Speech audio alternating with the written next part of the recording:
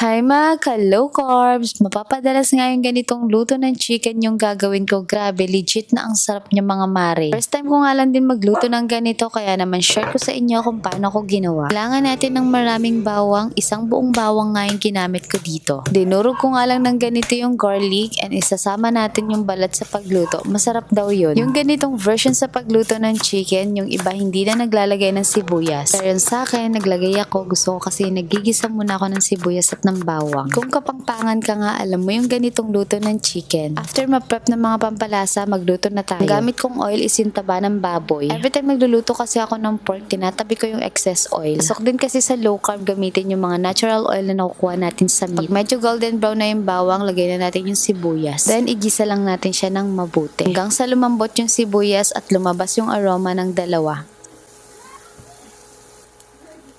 Ilagay na rin natin itong more than half ng kilo ng chicken. Gisa lang ng 3 minutes, then mag-add tayo dito ng pampalasa, ground black pepper, and ng patis. Mix lang natin yan para ma-incorporate yung pampalasa na nilagay natin.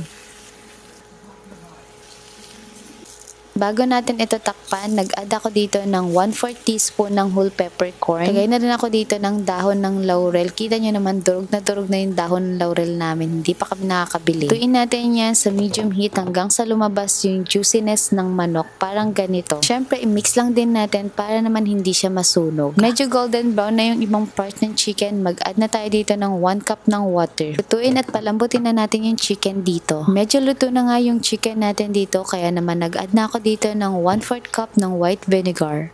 Pagkalagay nyo ng suka, huwag nyo muna siyang hahaluin for 3 to 5 minutes. Hayaan nyo muna siyang kumulo at maluto yung suka.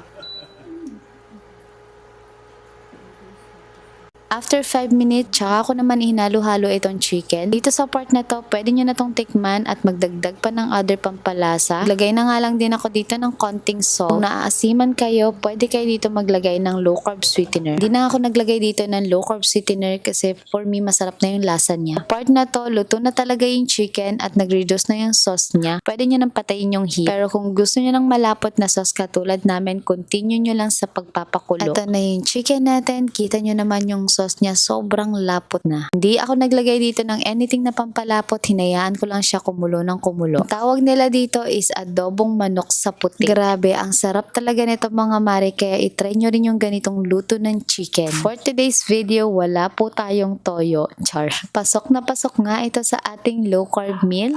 So yun lang, thank you for watching and stay healthy, stay low carb. Bye!